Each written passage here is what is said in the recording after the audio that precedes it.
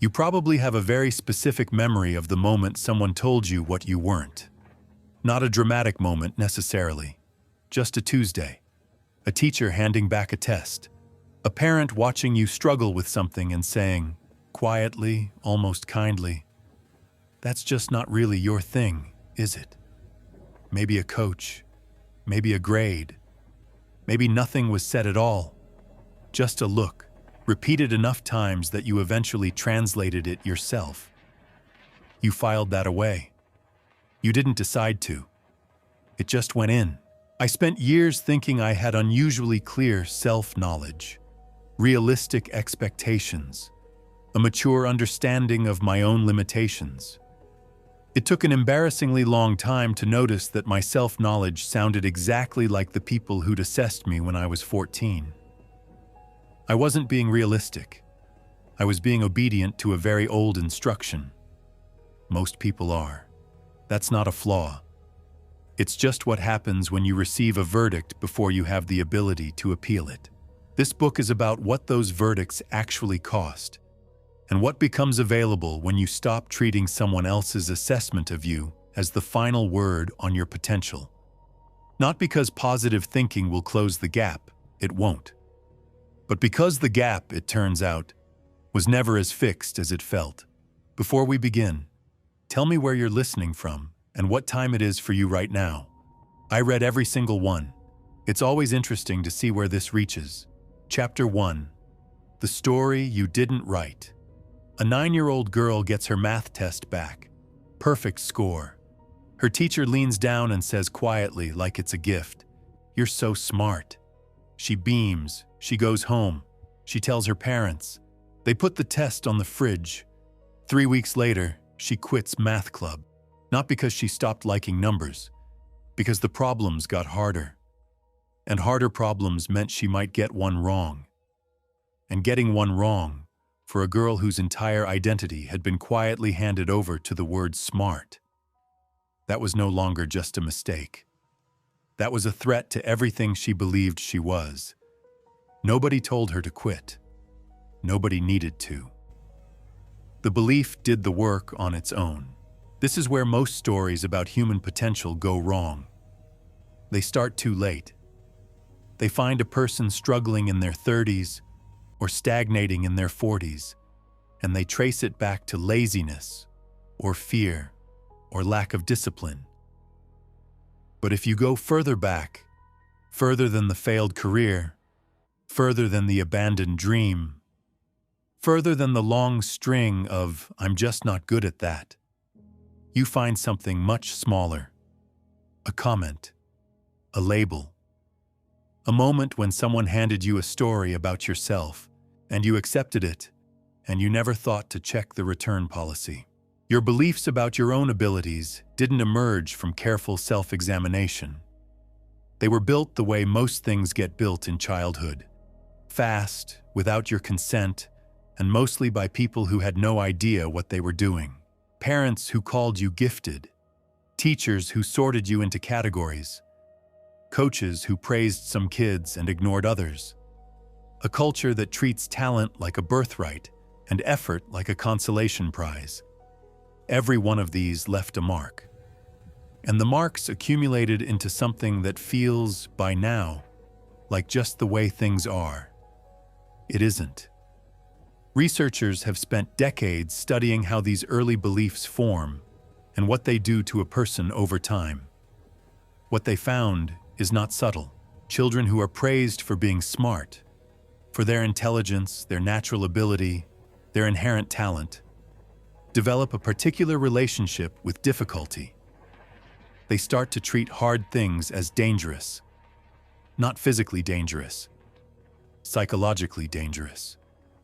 Because if being smart is what you are, then struggling means maybe you're not. Better to avoid the test than risk the answer. Children praised for effort develop a completely different relationship with the same difficulty. For them, hard things are just where the learning lives. Struggle isn't a threat to their identity. It's what their identity is made of. Same age, same classroom. often the same raw ability, completely different trajectories, all from the language of the adults in the room. One study tracked this across years. The children who had been consistently praised for intelligence gradually chose easier tasks, took fewer risks, gave up faster, and were more likely to misrepresent their performance when they failed. Not because they were weaker, because they were protecting something. The label had become a liability. I remember the first time I understood this personally, not from research, from watching it happen. A friend of mine, extraordinarily capable, had been called gifted so many times as a kid that he'd built his entire self-concept around the idea. By his mid-30s, he hadn't started a single project he wasn't already sure he could finish well. Every opportunity that carried real risk, real possibility of visible failure, he found a reason to pass on. He wasn't lazy. He was guarding something. He didn't see it that way, of course. He called it being selective, being realistic, knowing his strengths. It looked a lot like a cage with a very convincing interior decorator. Here is what makes this particularly strange. The people who installed these beliefs usually meant well. They were trying to help. "You're so smart" feels like encouragement. Praising a child's natural talent feels like building their confidence. And in the short term, it works. The child feels good, performs well, gets praised again. The problem appears later, when the work gets harder, when the natural talent runs out, when you're not the smartest person in the room anymore, which at some point is true for everyone. That's when the story you were handed starts to cost you something real. The critical thing to understand is this. The story isn't you. It was written about you by people who didn't know you fully, at a time when you were too young to argue. It got repeated enough times that it started to feel like self-knowledge. But self-knowledge requires examination. What most people have instead is just a very old first impression of themselves that they've never thought to question. The girl who quit math club wasn't bad at math. She was protecting a label. The label wasn't even accurate. It was just early. And early impressions, especially ones that come with praise attached, have a way of calcifying into identity before anyone notices what's happening. You have those labels. Everyone does. Some of them are useful. Some of them are old stories about a younger version of you that no longer apply, and maybe never did. The work ahead isn't about becoming someone different.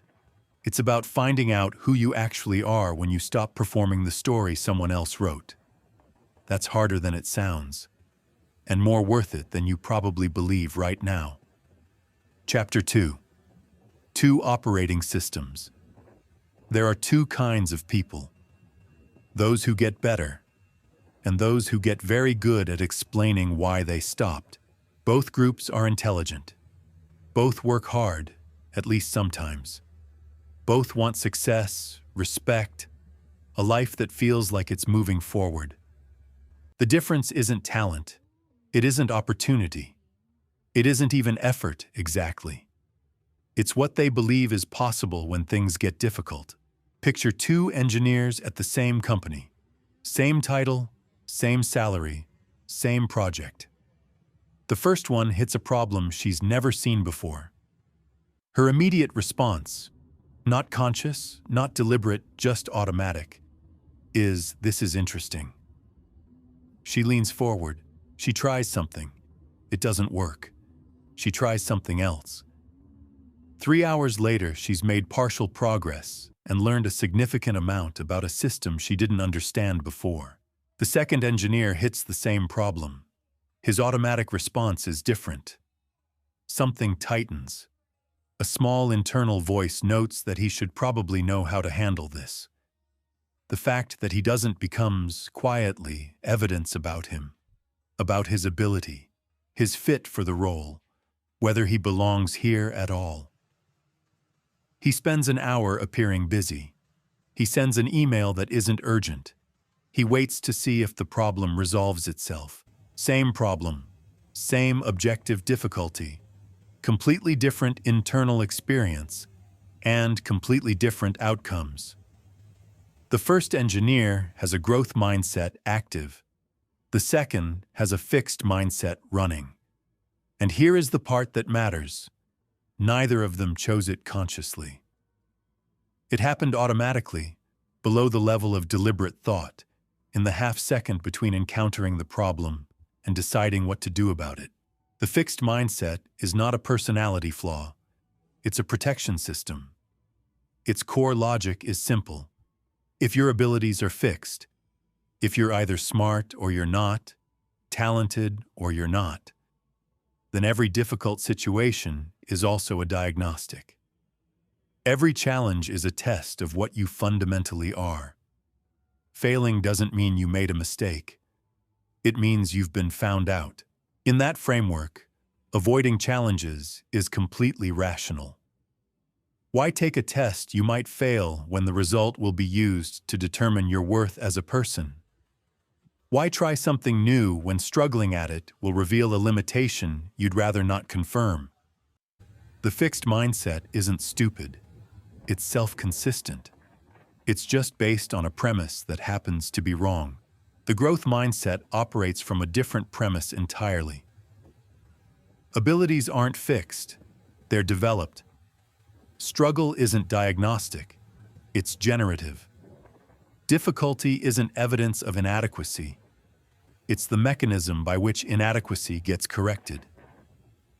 In this framework, the hard problem isn't a threat. It's the point. Same world. Completely different experience of it. What makes this complicated is that nobody lives entirely in one mode. This isn't a personality type. It's more like a default setting that varies by domain, by stakes, by emotional state, and by how tired you are on a given Tuesday afternoon. You might have a growth mindset about your career, but a fixed mindset about your relationships. You might push yourself athletically, but treat your creative abilities as either there or not. You might be fearless in one room and completely frozen in another, not because you're inconsistent, but because different areas of your life carry different histories, different old messages, different amounts of accumulated evidence about what you are and aren't capable of. The stress variable is worth understanding specifically. Under pressure, real pressure, the kind that comes with stakes and an audience and something to lose, most people shift toward fixed. It's not a conscious choice. The threat system activates. The brain starts protecting. And suddenly, you're not thinking about learning or improvement or long-term development. You're thinking about not looking like an idiot. This is why people who seem confident and growth-oriented in low-stakes situations suddenly become defensive, rigid, and risk-averse when something actually matters. It's not hypocrisy. It's the fixed mindset doing what it was designed to do, keeping you safe by keeping you small. There's a study that captures this with uncomfortable precision. Researchers brought in students and gave them a challenging problem set. Before they started, they divided the group. One half was told, "This measures your intelligence." The other half was told, "This is a learning exercise. We want to see what strategies you develop." Same test, same students. Dramatically different behavior. The students who thought they were being measured became anxious. Many gave up quickly when problems got hard. Some avoided the difficult questions entirely. A significant number, when later given the chance to look at other students' tests, lied about their own scores. Not because they were dishonest people, because their self-image was on trial, and they did what threatened people do. They protected it. The students who thought they were there to learn engaged differently. They stayed with hard problems longer. They tried multiple approaches. They didn't seem to experience struggle as a verdict. Several reported enjoying the most difficult questions the most. The test was identical. The outcomes diverged because the frame was different. And the frame, the meaning attached to the difficulty, determined everything. I've watched this play out in a context I didn't expect. A colleague of mine, sharp and funny and genuinely one of the better thinkers I know, spent years avoiding any situation where she might have to speak off the cuff. Panels, debates, impromptu questions after presentations. She always had a reason to decline. Scheduling, preparation time, wrong audience. It took an embarrassingly long conversation for her to say it plainly. She was afraid that if she didn't perform perfectly, people would revise their opinion of her entirely. One bad answer would undo everything. That's not an unreasonable fear. That's a fixed mindset doing precise surgical work on someone's career while wearing the costume of caution. She wasn't protecting her reputation. She was protecting her self-concept. They're not the same thing. The difference between these two operating systems isn't visible from the outside, at least not immediately. Both types can look successful for a while. Fixed mindset people, especially talented ones, can coast on ability for years. They look confident. They perform well on familiar territory. The cracks appear when the territory changes. When the work gets harder, the competition gets better. The rules shift, and the old skills stop being enough. That's when the system is revealed. Growth mindset people get interested. Fixed mindset people get defensive. And the gap between them, which was invisible for years, becomes very wide, very fast. The point isn't to diagnose yourself as one type or the other. The point is to start noticing which system is running in which rooms of your life, and whether you chose it or whether it chose you. Because there's a difference between deciding something isn't worth your time and quietly believing it's not within your reach. The first is a preference. The second is a cage. Most people can't tell them apart. That's the problem. You're still here. 2 chapters in, that's not nothing. Most people who clicked this video moved on before they got uncomfortable. You didn't. Which means something in here is hitting close enough to stay. If that's the case, subscribe. Not because this channel needs it, because the next time you want this kind of thinking, you'll want to find it without looking for it. That's all. Back to the part that actually matters. Chapter 3, The Talent Trap. Talent is mostly just effort that showed up early. That's not a motivational slogan. That's what the data keeps saying in study after study, across field after field for decades. And yet the talent myth persists. Not because it's accurate, but because it's useful. Useful for the people who have been told they have it. And in a strange way, useful for the people who've been told they don't. Because if talent is the deciding factor, then the outcome was never really up to you. And that is a profoundly comfortable thought. Here is a scene from a music conservatory that a researcher spent years studying. 2 students, both violinists. The first arrived at 15 with what teachers called natural ability, intonation, feel, an instinctive sense of phrasing that made people stop in the hallway to listen. The second arrived at the same age and sounded fine. Not remarkable, technically adequate. A few teachers privately wondered if she belonged there. 10 years later, the naturally gifted one was teaching private lessons to children in the suburbs. The adequate one was performing internationally. What happened is not mysterious. The gifted student, told repeatedly that he had something special, developed a complicated relationship with practice. Practice implied something needed fixing. But if you were naturally talented, what needed fixing? He did the minimum required to maintain the image of effortless ability. She did the maximum possible because she had nothing to protect. No myth of natural genius to preserve. Just a gap she intended to close. He peaked early. She kept going. The research on expert performance is consistent enough to be almost boring at this point. In music, chess, surgery, mathematics, athletics, the predictor of exceptional performance is not early talent assessment. It is accumulated deliberate practice, not casual repetition, not showing up and going through the motions. Deliberate practice, focused, effortful, specifically designed to address weakness. By age 20, the best violinists in elite programs had accumulated roughly 10,000 hours of that kind of practice. The good violinists had accumulated around 7,500. The gap at age 5, who seemed naturally musical, who didn't, predicted almost nothing about who would be excellent at 20. The effort gap did. This is not to say genetics are irrelevant. They're not. Height matters in basketball.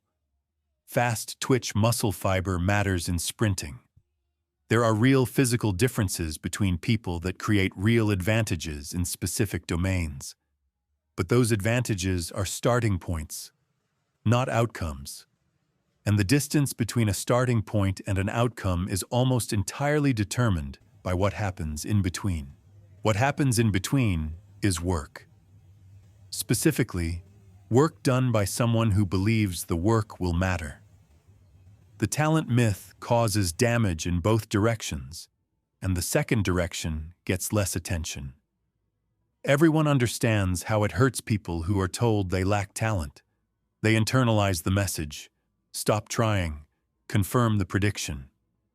That mechanism is well documented, but consider what it does to people who are told they have talent.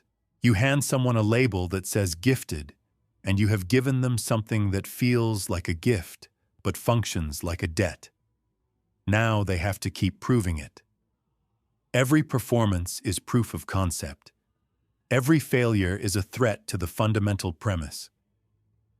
Struggle, the actual mechanism of improvement, becomes dangerous, because struggling means the talent might not be as real as advertised. So they stop struggling. They drift toward things they're already good at. They avoid the edges of their ability, which is precisely where growth happens. They become, over time, very polished in a narrow range and quietly terrified of everything outside it.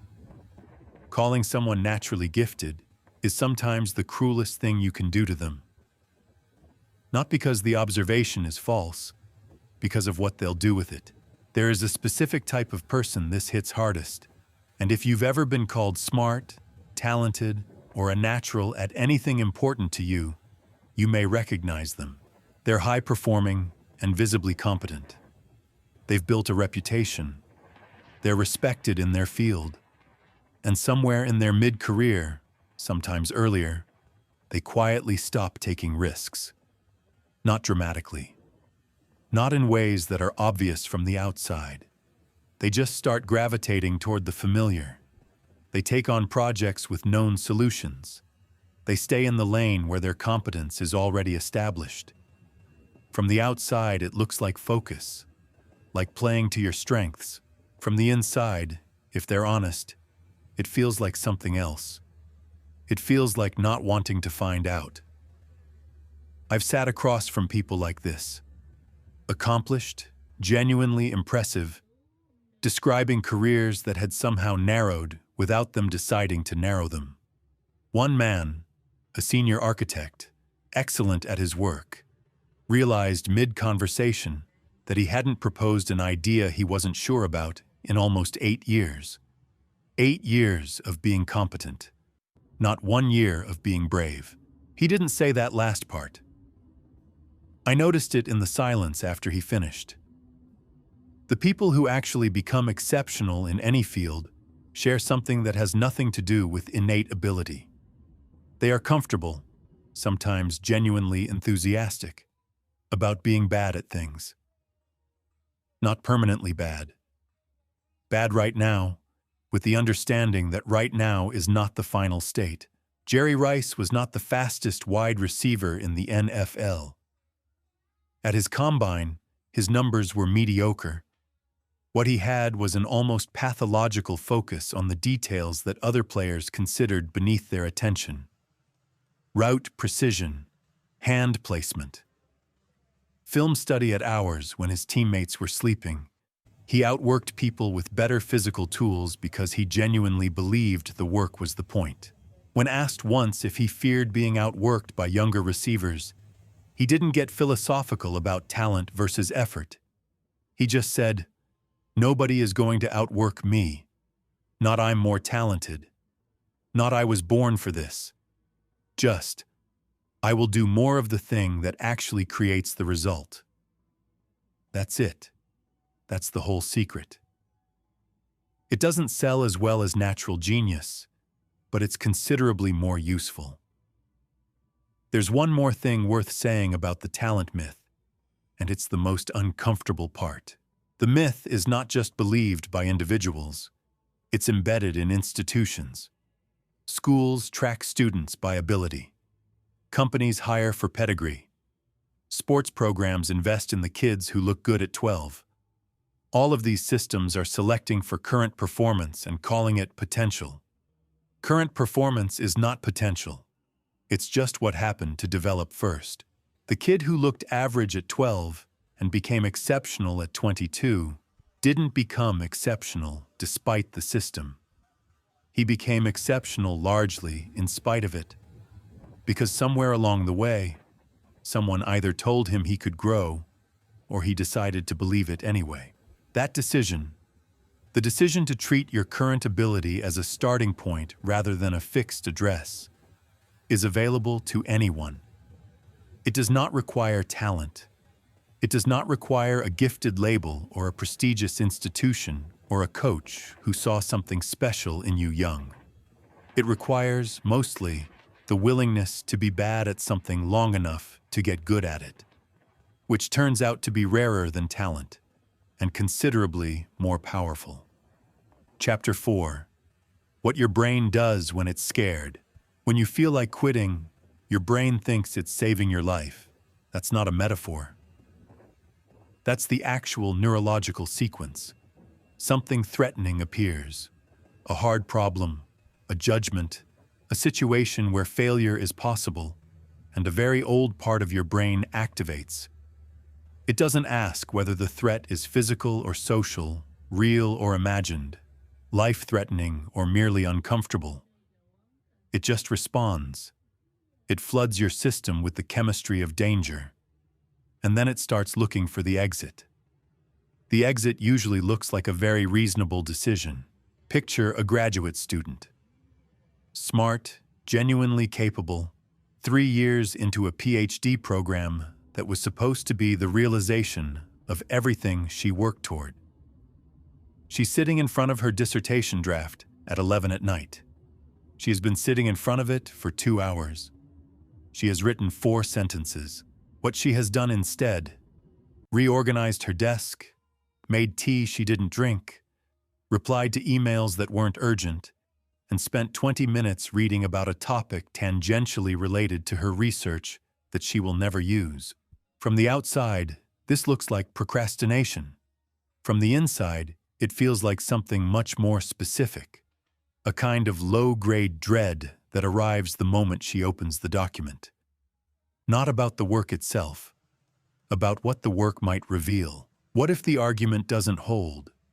What if the methodology is flawed?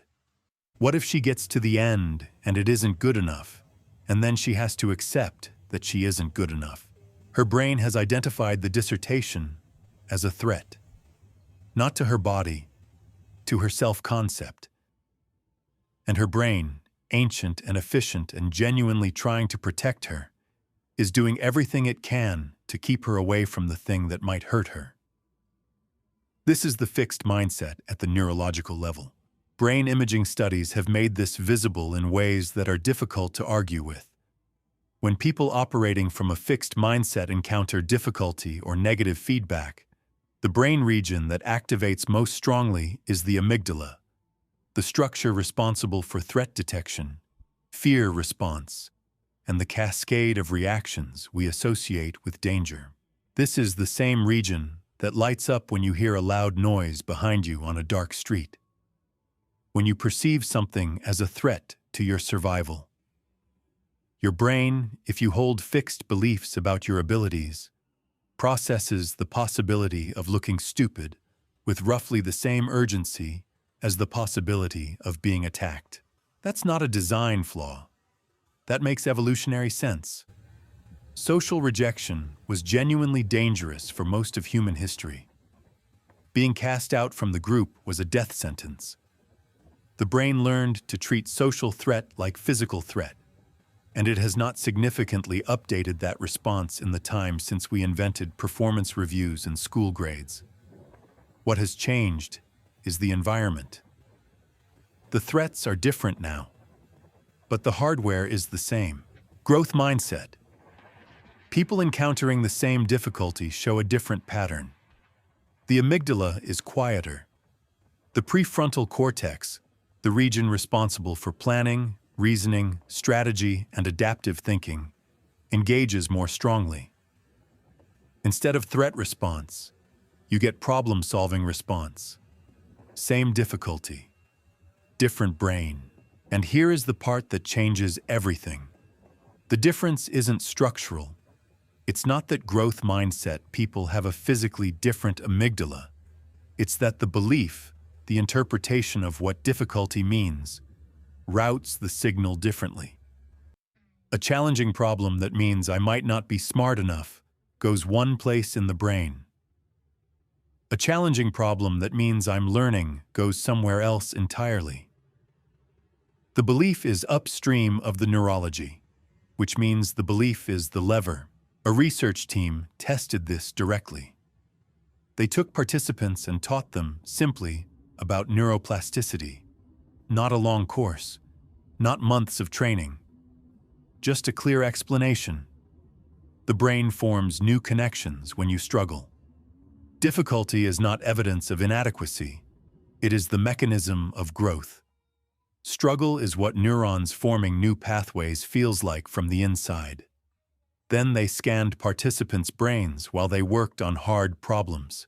The patterns had changed, not because the participants had practiced for months, because they understood now what was actually happening when things got hard. The reframe altered the neurological response. Knowing that struggle meant growth rather than exposure routed the brain's reaction differently. The belief changed. The brain followed. This has specific implications for the moments that matter most. The moments when you're right at the edge of your ability, working on something genuinely difficult, in a situation where failure is possible and visible. Those are the moments the fixed mindset was designed for. Protection. Retreat. Reasonable-sounding reasons to stop. And those are also, it turns out, exactly the moments when the brain is most capable of changing. Neuroscientists have a concept called the learning zone, the range of difficulty just beyond current competence, where the challenge is real but not completely overwhelming. This is where synaptic connections form most readily. This is where the brain builds new architecture. Easy tasks don't do it. Impossible tasks don't do it. The edge does it. The fixed mindset, by directing you away from that edge, is directing you away from the only place where real development happens. It is keeping you safe and keeping you exactly where you are. Those two things, it turns out, are the same thing. I learned this in a way I would not recommend. Early in my career, I gave a presentation that went badly. Not catastrophically. No one walked out, nothing caught fire. But I lost the room about halfway through, and I knew it. And I spent the last 15 minutes watching people check their phones while I finished the slides. For the next 3 months, I declined every speaking opportunity I was offered. I had reasons. Schedule. Relevance. Not the right audience. My brain was very helpful in generating those reasons. It had identified public speaking as the thing that exposed me, and it was doing its job with genuine efficiency. What I didn't understand then was that I was in the exact situation where my brain could have changed most rapidly, right at the edge of my ability, with a recent failure providing precise information about what needed to improve. Instead of going back to the edge, I stepped back from it entirely. The skill didn't develop, the fear didn't shrink. Both of those things were predictable outcomes of the decision my brain made for me while I was busy having reasons. The practical implication of all this is both simple and deeply inconvenient. The feeling of not wanting to do something difficult is not a signal that you shouldn't do it. It is frequently the opposite. A signal that this is exactly where your brain would grow if you stayed. Discomfort at the edge of your ability is not a warning. It is confirmation that you're in the right place. This doesn't mean push through everything always, regardless of context. Rest is real. Burnout is real. There are kinds of difficulty that are genuinely not worth it. But the specific discomfort of I might fail at this and people might see, that particular flavor of dread, is almost never a useful guide. It is your ancient brain trying to protect you from a social threat that is considerably less dangerous than it feels. Your brain is not trying to make you mediocre. It's trying to keep you alive using hardware built for a world that no longer exists. You're allowed to override it. In fact, that override is most of what growth actually is. Chapter 5. The Identity Trap. Some people would rather stay mediocre than risk finding out they tried and still failed. That sentence lands differently depending on where you are in your life.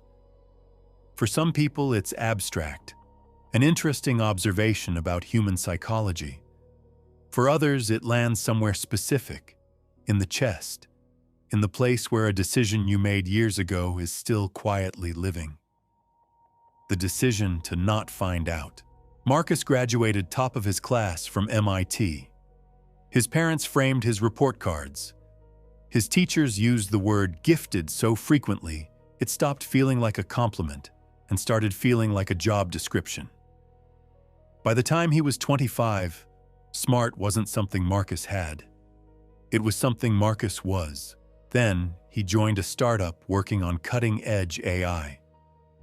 For the first time in his life, the room was full of people just as capable as him. Maybe more. Problems that should have taken an hour took 3. In meetings, people pushed back on his ideas with better ideas. He would have a solution, and someone else would have a better one, casually, without seeming to try. Marcus's response was not to get curious. It was to get careful. He started working from home more. He volunteered for projects he already knew how to do. He declined a particularly challenging algorithm assignment, not his area of expertise, he said. He stopped going to the whiteboard sessions where people collaborated on hard problems, because hard problems in front of other people had become unbearable. Within 18 months, Marcus had essentially stopped growing. Younger engineers with less impressive credentials started getting promoted past him. He became bitter, convinced the company didn't recognize real talent. He was right that something wasn't being recognized. It wasn't talent. The identity trap works like this. You receive a label early enough and consistently enough that it becomes load-bearing. It holds up your sense of who you are, and load-bearing things cannot be questioned. They cannot be tested. Because if you test them and they fail, the whole structure comes down. So you build your life around protecting the label instead of expanding past it. You find the rooms where you're the smartest person. You avoid the rooms where you might not be. You mistake the absence of challenge for evidence of ability, when really it's just evidence of careful territory selection. The label that was supposed to free you becomes the thing that confines you, and the confinement looks, from the outside, like a very comfortable life. Fixed mindset people in professional environments are recognizable once you know what to watch for. They're often the ones who seem most confident in meetings, until someone challenges a specific idea. Then something shifts. The response becomes less about the idea and more about the person who had it. Questions feel like attacks. Collaboration feels like threat. Someone else's good solution lands not as useful, but as diminishing. A major tech company brought researchers in to study why some of their engineering teams were innovative while others had stagnated. What they found surprised almost nobody who understood mindset, and apparently surprised everybody who didn't. The stagnant teams were filled with the most credentialed engineers. Top schools, impressive histories, people who had been told they were exceptional their entire careers. In meetings, these engineers were afraid to suggest ideas that might be wrong. They spent more time defending past decisions than exploring new ones. They saw questions as insubordination. Collaboration threatened individual credit. They were, collectively, protecting a shared identity. The team of brilliant people. And to stay brilliant, none of them could afford to be visibly wrong. The innovative teams looked different. More diverse backgrounds, fewer prestigious credentials. But they'd been hired into a culture where the manager regularly said things like, "I don't know the answer. Let's figure it out together." Mistakes were data. Questions were welcome. The goal wasn't to be right. It was to get it right. Completely different operating principle. The innovative teams outperformed the credentialed teams on every measurable outcome. Not because they were smarter, because they were free. The deeper problem with identity-based self-protection is that it's self-sealing. The more you avoid challenge, the more your identity depends on avoiding it. Every time you decline a hard assignment, you reinforce the belief that hard assignments are dangerous. Every time you stay in familiar territory, the unfamiliar becomes more threatening. The cage gets more comfortable and more confining simultaneously. And the real cost isn't just professional, it's experiential. The person in the identity trap is not having a full life. They're having a curated one, carefully selected for situations where the verdict is likely to go their way, and carefully edited to remove anything that might contradict the story. That's an exhausting way to live. Even when it looks successful from the outside, there is a version of this that shows up in creative work, and it is particularly quiet and particularly devastating. The writer who has one good book in him and spends 20 years talking about it instead of writing it. The painter who was talented at 22 and hasn't made real work since. The musician who peaked early and now teaches, technically, but stopped growing the day the compliments started consistently outpacing the challenges. These aren't lazy people. They're often the opposite, intensely effortful in maintaining the image. What they stopped doing was the thing that image was originally built on, the actual struggle of making something they weren't sure would work. The identity became more important than the work. And the work, which requires genuine uncertainty, genuine failure, genuine not knowing. The work quietly died. What makes this genuinely difficult to address is that the identity trap doesn't feel like fear. It feels like self-knowledge. It feels like being realistic about your strengths. It feels like wisdom, even knowing what you're good at and staying in that lane. The difference between wisdom and the identity trap is whether the lane was chosen or just defaulted into. Whether it represents an honest assessment of where your energy is best spent, or a long series of small retreats dressed up as decisions. That distinction requires honesty that most people would rather not apply. I spent years believing I wasn't a person who could be publicly wrong. I had reasons, thoughtful, articulate reasons for why I preferred to fully form ideas before sharing them, why I avoided speculative conversations, why I never sent first drafts. It was a whole philosophy. It was also, eventually, obviously, a protection system for an identity I'd built around being the person in the room who said the right thing. Being that person required never saying the wrong thing, which required saying very little that was genuinely exploratory, which meant I was protecting something at the cost of almost everything interesting.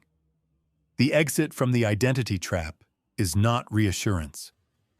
Telling someone in this pattern that they're definitely capable, that they shouldn't worry, that they'll definitely succeed, this doesn't help.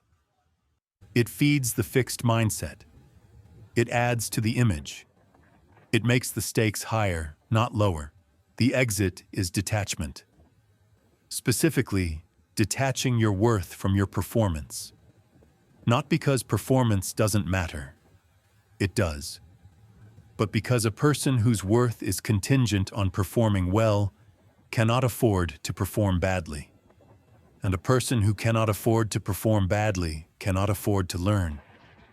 And a person who cannot afford to learn has quietly ended their own development while maintaining the appearance of competence. The fixed mindset will dress this up elegantly. It will use words like standards and integrity and knowing your lane.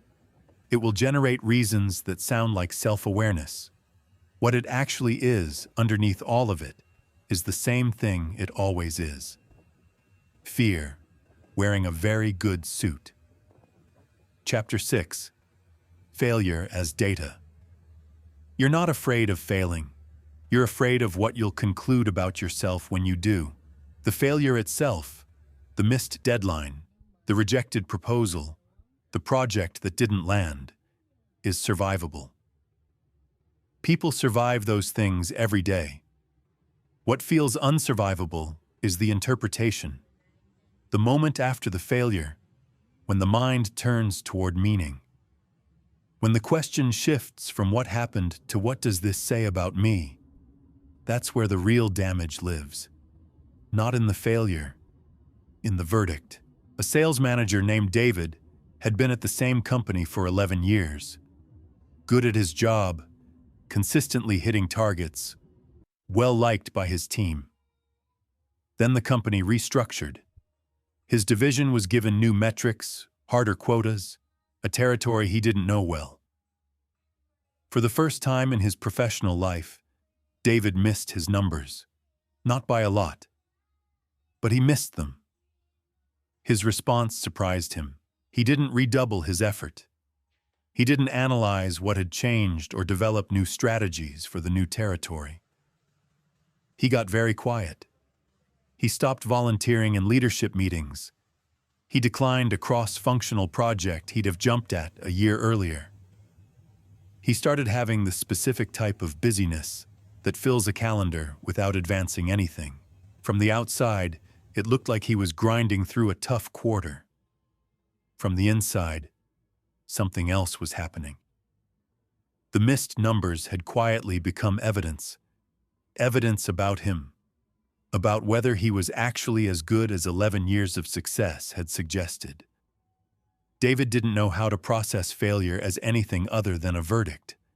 So he stopped doing things that might produce more verdicts. He made himself small enough that nothing could be measured. He was still employed. He had essentially stopped working. The fixed mindset relationship with failure is not irrational, given its premises. If your abilities are fixed, then performance is diagnostic. A failure doesn't tell you what to adjust. It tells you what you are. And if failure tells you what you are, then the only defense is to fail less. And the most reliable way to fail less is to try less. The logic is airtight. The premise is wrong. Researchers studying fixed and growth mindset responses to failure found something precise and replicable. When fixed mindset people failed, their brains processed the failure and then disengaged. Attention moved away from the task. toward something that could restore the damaged self-image. They thought about other things they were good at. They found reasons the failure wasn't really their fault. They mentally moved on without extracting what the failure actually contained. Growth mindset.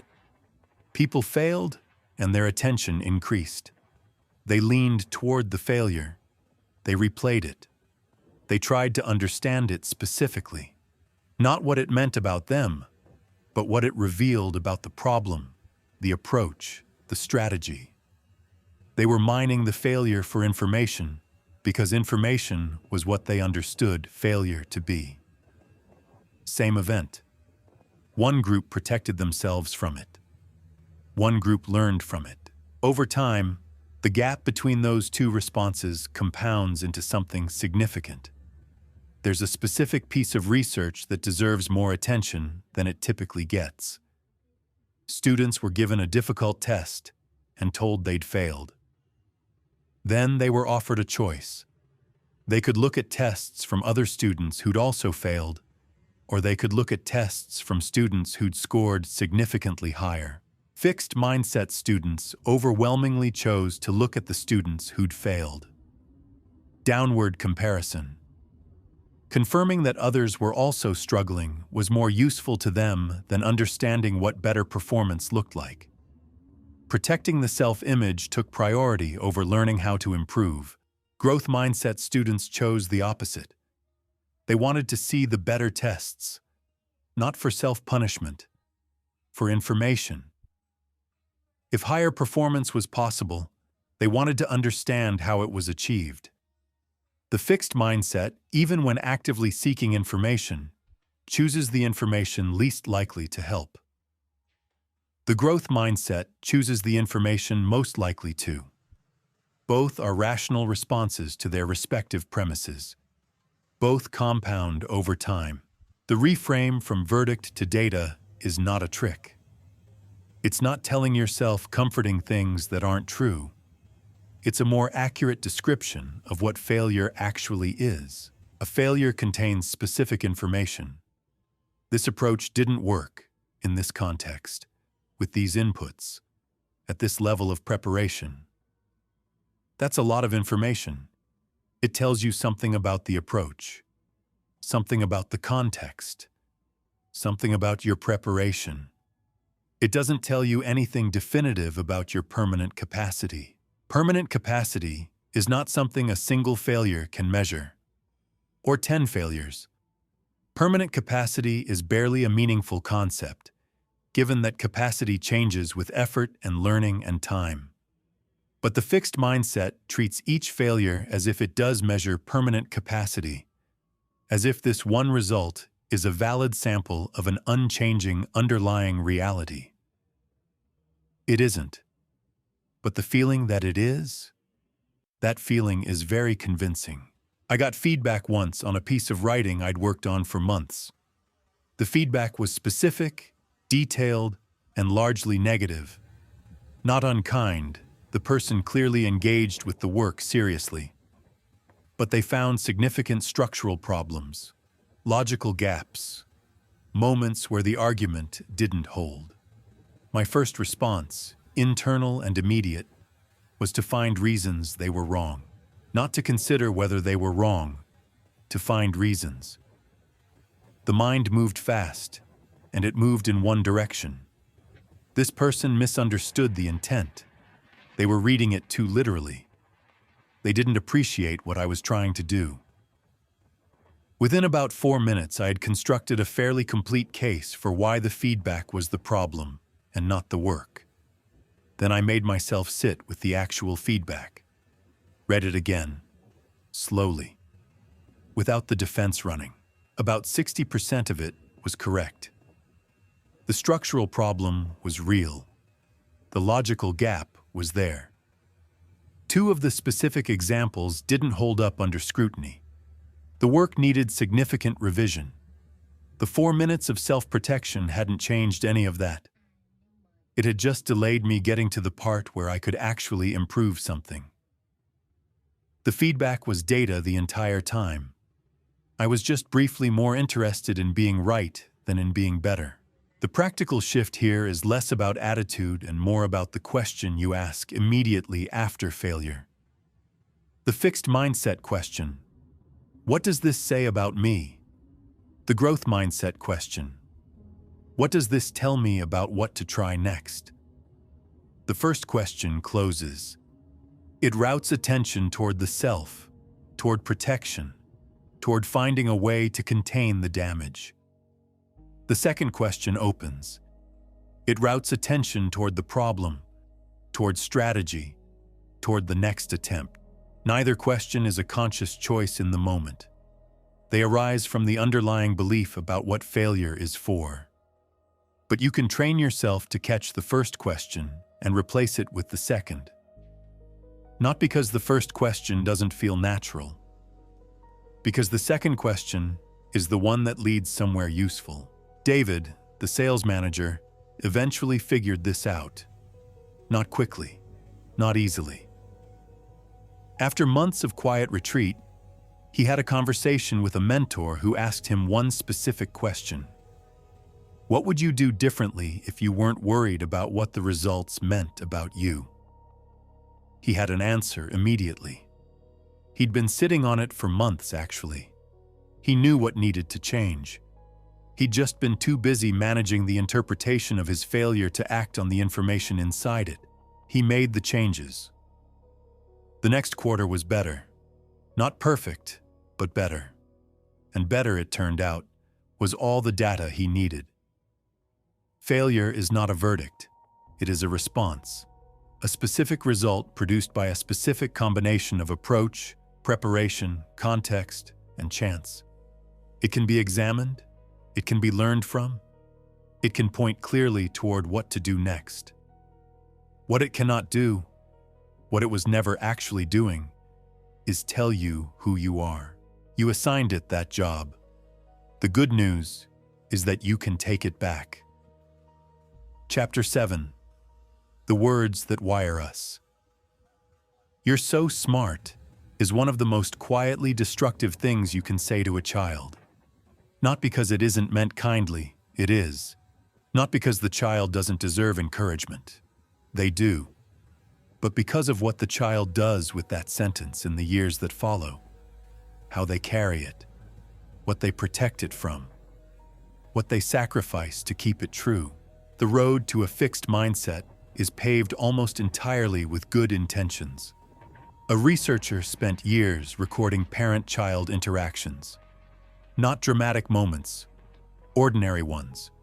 Parents helping with homework, playing games, working through a problem together at the kitchen table.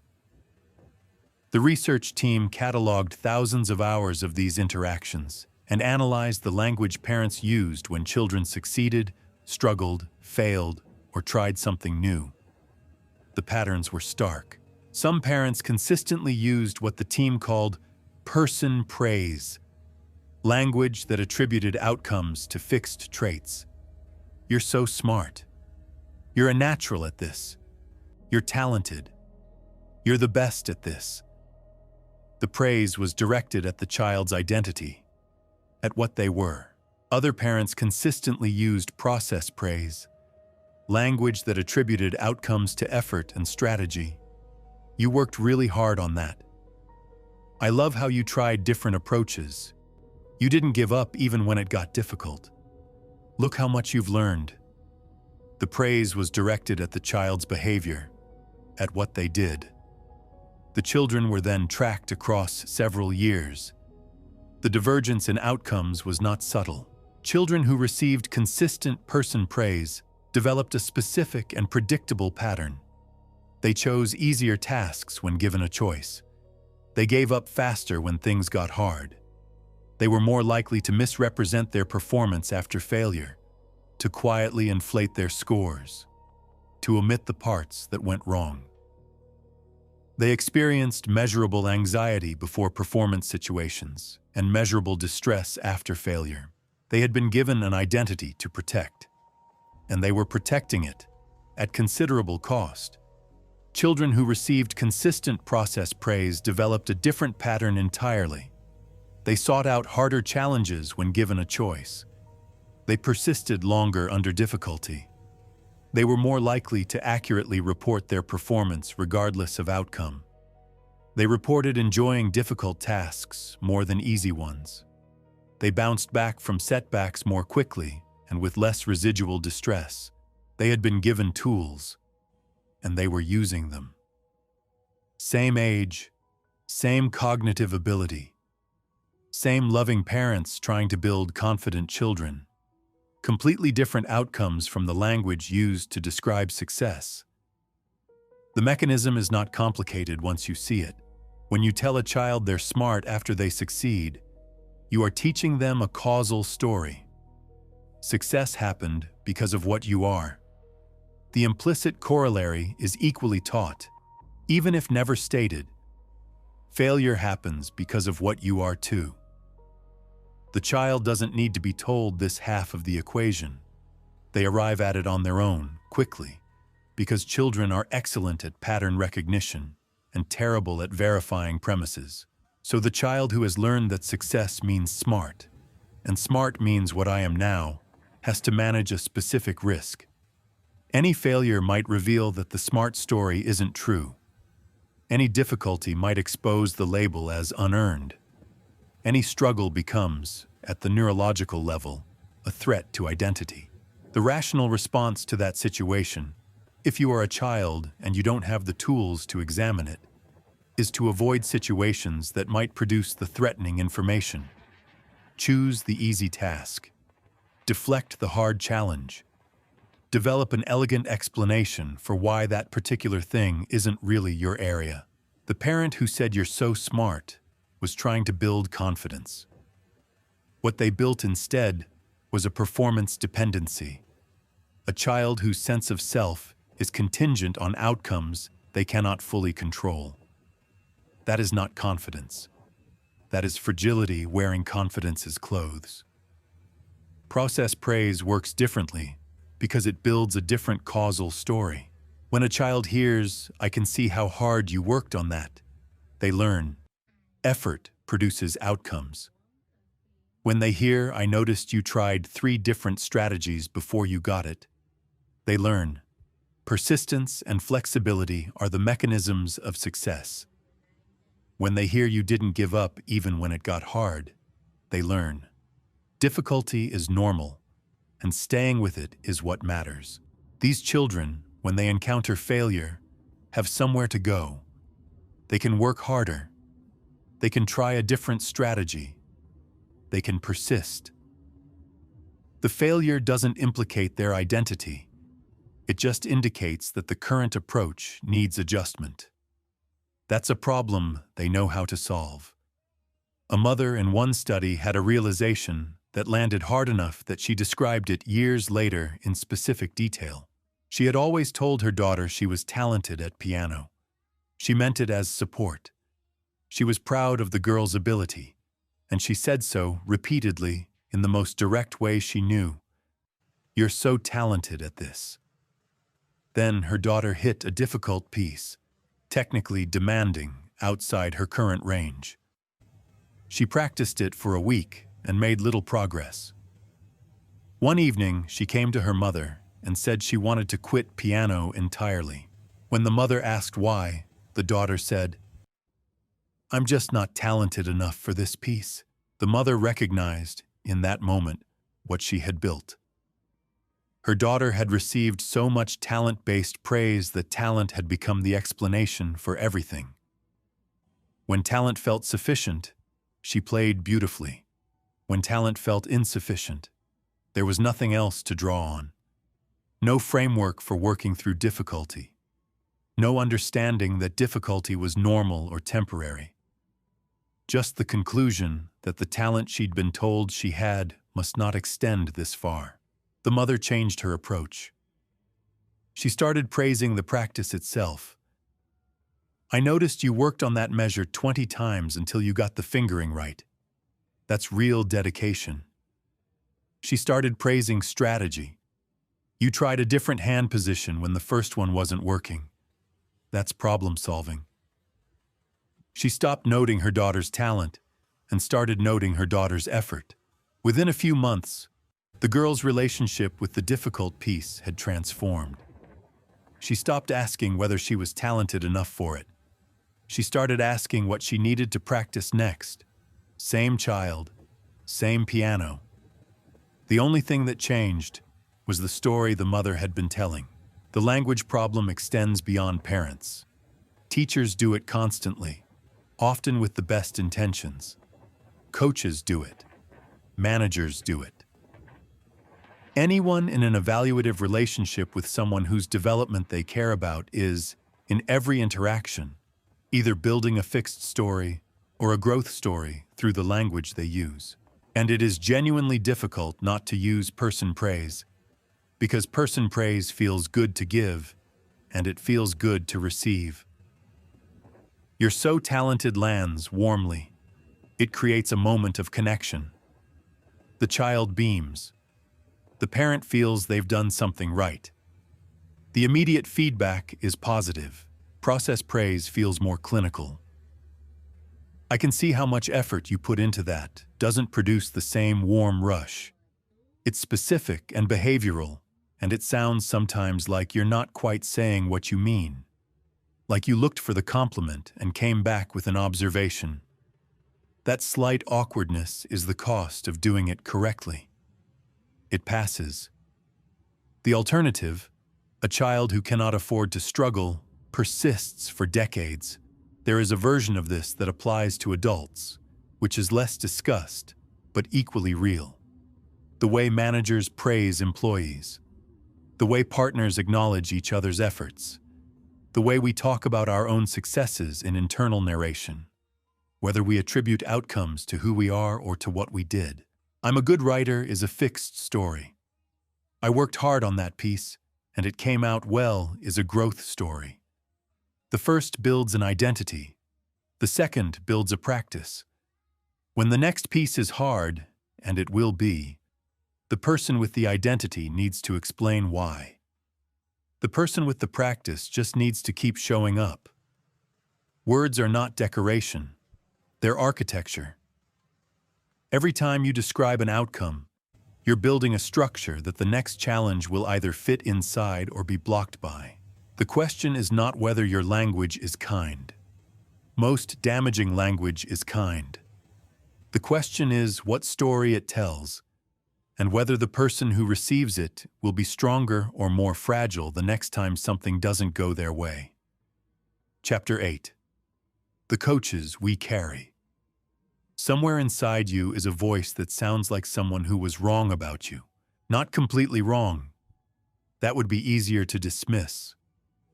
Partially wrong, in a specific and consequential way. Wrong about your ceiling. Wrong about your potential. Wrong about what you were capable of becoming. And because they were right about enough things, because they were an authority when you were not, because their voice arrived early and repeated often, you absorbed their assessment the way you absorb weather, without deciding to, without realizing it was happening. That voice is still running. Right now, in the situations that matter most to you, someone else's old opinion is being delivered in first person. Think about the last time you considered doing something genuinely outside your comfort zone. A new skill. A public risk. A challenge where failure was visible and possible. Notice what happened in the seconds after the idea arrived. There was probably a voice. Quick, automatic, specific. Not a considered argument. A verdict. "You're not the kind of person who does that. You don't have what it takes for this. Don't embarrass yourself." That voice did not come from nowhere. It came from somewhere. Someone taught it to you with enough repetition and enough authority that it eventually stopped needing the teacher. It became internal. It became, over time, indistinguishable from self-knowledge. It isn't self-knowledge. It's an old recording. Researchers working on mindset change developed a technique that sounds almost too simple to work and keeps working anyway. Naming the fixed mindset voice. Externalizing it, treating it not as your own assessment of your situation, but as a character. A specific character, with a history, with limited information, with an agenda that was never actually aligned with your development. The instruction is straightforward. Think about the voice that narrates your limitations. Notice what it sounds like. Notice whether it resembles anyone. Give it a name. The effect of this is not metaphorical. When you name the voice, you create distance from it. Distance changes the relationship. You move from inside the thought, where it feels like truth, to beside it, where it can be examined. A voice you're inside is a reality. A voice you've named is just a voice.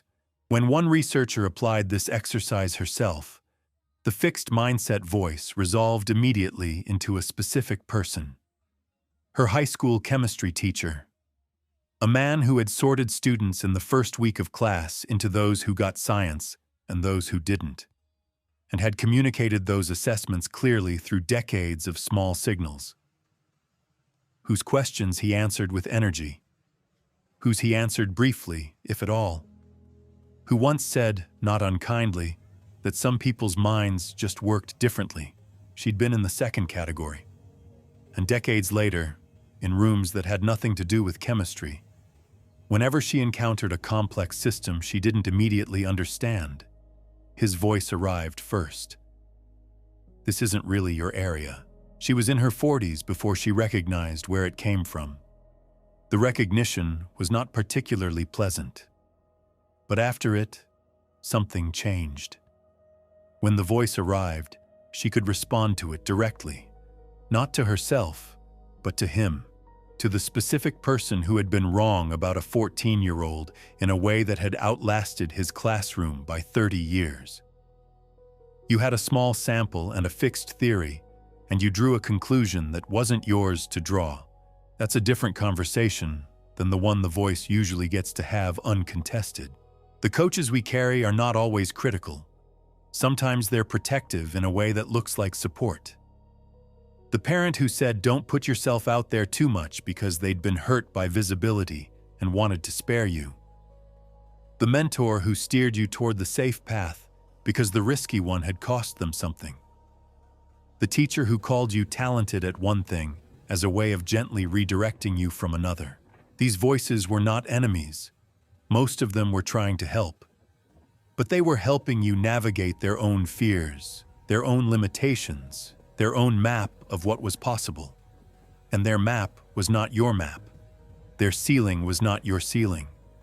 The problem with inheriting someone else's map is that you often don't know that's what happened.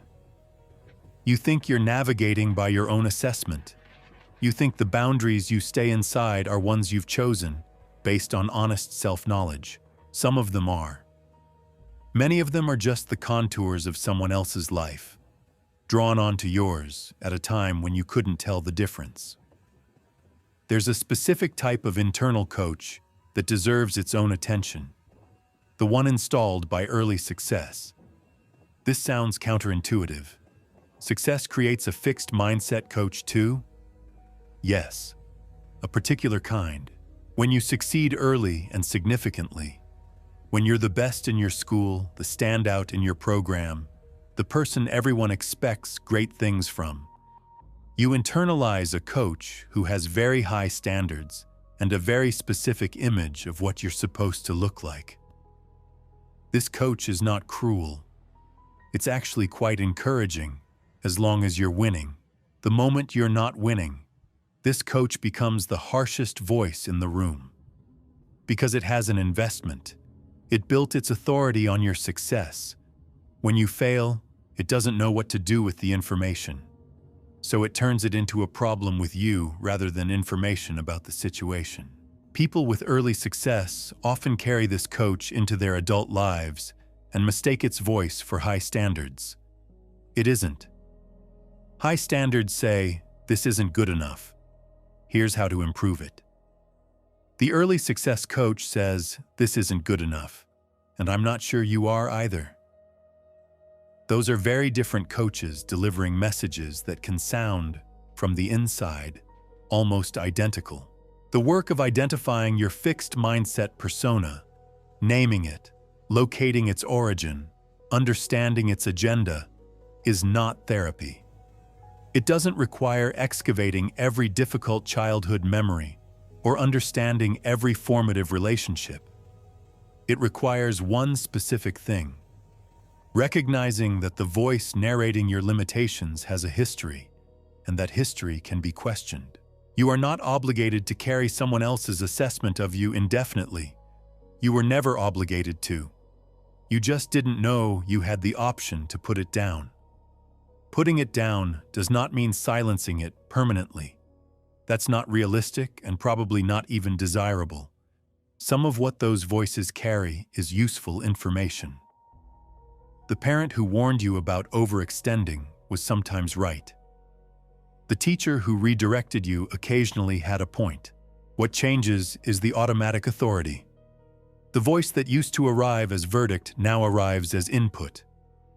One perspective from a specific person with specific limitations who knew you at a specific time under specific conditions. Useful sometimes. Binding, no longer. When my fixed mindset voice shows up, and it does, reliably, in the situations that matter most, I've learned to respond to it with something between curiosity and firm disagreement. I see you. I know where you came from. You're trying to protect something that doesn't need protecting the way you think it does. It doesn't disappear. It gets quieter. And in the space where it used to fill everything, there's room now for a different question. Not, can I do this? What would happen if I tried? That question, asked genuinely, without already knowing the answer. That is what the coaches we carry have been preventing all along. Not failure, not embarrassment, not the specific outcomes they warned us about. Just the question. Because the question opens something. And open things are harder to control than closed ones. And the voices we inherited were always more interested in control than in your actual development. You can hear them for what they were. You can thank them for their concern. And then you can go find out. Chapter 9. The Relationship Mirror. The people who believe love should feel effortless are the ones who keep running out of people to love. They're not cold people. Often the opposite. Romantic, idealistic, genuinely capable of deep feeling. What they can't tolerate is the friction, the misunderstanding that doesn't resolve immediately, the difference in communication styles that requires actual work to bridge.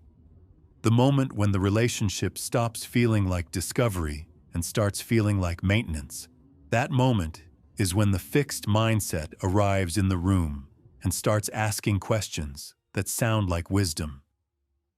Is this really right? Shouldn't it be easier than this? Maybe we're just not compatible. Those questions feel like discernment. They're usually retreat dressed up as reflection. Most people don't think of mindset as operating in their relationships. They think of it as a professional or academic phenomenon, something relevant to careers, learning, performance. But the same architecture that determines how you respond to a hard problem at work determines how you respond to a hard conversation at home. And hard conversations are where relationships either develop or quietly begin to die. A researcher spent a decade following couples, measuring mindset and tracking outcomes. The findings weren't subtle. Fixed mindset couples, people who believed compatibility was either present or absent, that good relationships should feel natural, that significant effort indicated fundamental mismatch, were dramatically more likely to divorce. Not because their problems were worse, because of what they concluded from their problems. Fixed mindset people in relationships interpret conflict as diagnostic. An argument isn't two people with different needs trying to understand each other. It's evidence about the relationship's fundamental nature. Consistent tension doesn't mean we need to develop better communication. It means we might not be right for each other. This interpretation has a specific consequence. It makes working on the relationship feel pointless. Why develop skills for managing a relationship that might not be worth managing? Why have the difficult conversation if difficulty itself indicates incompatibility? So the difficult conversations don't happen. Small resentments don't get addressed. The gap between what each person needs and what the other person knows they need grows silently, while both people wonder why the connection that was once so easy has become so effortful. The effort was always going to be required. The fixed mindset just made sure it arrived too late. Growth mindset, people understand that compatibility is not found. It is built. Two people who fit together easily at 24 may have very little in common at 42 if neither of them has changed, or if they've changed in different directions, without the kind of deliberate, ongoing conversation that keeps people genuinely known to each other over time. The couple who seemed perfectly matched early can become strangers if they treat their early ease as a permanent condition rather than a starting point. The couple who fights constantly but keeps returning to the question of how to understand each other better. They're not evidence of a bad match. They're evidence of two people doing the actual work. Two couples. One looked perfect. They rarely argued. They agreed on most things. Their friends used the word goals when they talked about them. They genuinely believed their compatibility was exceptional, that they'd found the rare thing most people had to settle for not having. Then they had their first child. Sleep deprivation arrived. Financial strain arrived.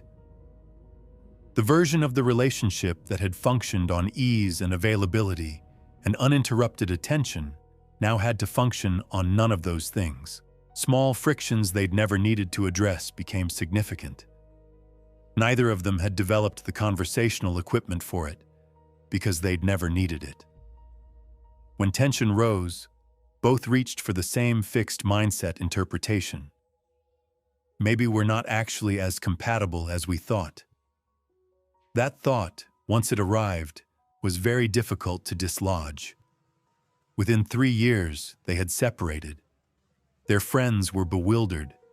The relationship had looked so easy. That was the problem. It had only ever been easy. The other couple argued from the beginning.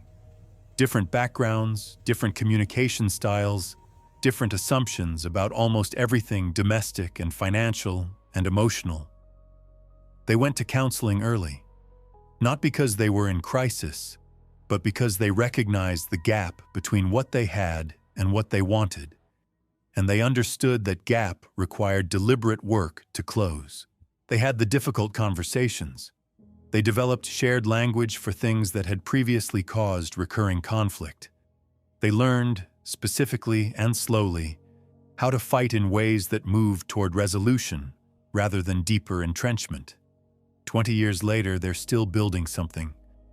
It hasn't become easy. It's become sturdy. The fixed mindset in relationships also has a particular relationship with personal change, specifically with the belief that people fundamentally can't change. When a fixed mindset person's partner does something hurtful, the interpretation runs immediately to character. This is who they are. Not this is something they did that we need to address. But this reveals something permanent about their nature. And permanent things cannot be worked on. They can only be accepted or rejected. This creates a specific trap. Hurt becomes evidence. Evidence accumulates into a case. The case becomes a story about who the person fundamentally is, and the story, once solid enough, makes the relationship feel not just difficult, but dishonest. Like staying is pretending something is fixable that isn't. Growth mindset partners make a different move. The hurt is real. The behavior needs addressing. But the behavior is not the person. It's something the person did, from a particular place, under particular conditions, that can be understood and potentially changed. "This is a problem we can work on together" is a completely different sentence from "this is who you are." One opens a conversation. The other closes a relationship. Friendships follow the same pattern, and the losses are quieter and therefore less examined. Fixed mindset friendships expect closeness without maintenance. They assume that a genuine connection will sustain itself on its own history, that the depth built in one season carries automatically into the next. When distance grows, when communication becomes effortful, when the friendship requires active investment to continue, fixed mindset people often let it fade rather than do the work to maintain it. Growth mindset friendships treat closeness as something continuously rebuilt. They make the call that doesn't feel natural. They have the honest conversation about the distance that's grown. They show up for the boring middle parts of each other's lives, not just the peak moments, because they understand that presence in ordinary time is what genuine intimacy is actually made of. The fixed mindset friendships often had more initial spark. The growth mindset friendships last. There is one more dimension here that almost nobody wants to look at directly: how you relate to your own development inside a relationship. Whether you bring a growth mindset to the question of who you are as a partner, a friend, a family member, or whether you've decided that this is just how you are. Take it or leave it. "I'm not good at expressing emotion" is a fixed story. "I haven't developed the habit of expressing emotion, and I could work on that" is a growth story. "I'm just not a communicator" is a fixed story. "Communication is a skill, and I haven't practiced it enough" is a growth story. The fixed story sounds like honesty. It sounds like knowing yourself. What it actually is, most of the time, is a refusal to be inconvenienced by someone else's need for something you haven't learned to give. That refusal has a cost. It's paid by the relationship, and eventually, by you. The relationships that last, that genuinely sustain and deepen over time, are the ones where both people have decided that growing is part of the arrangement.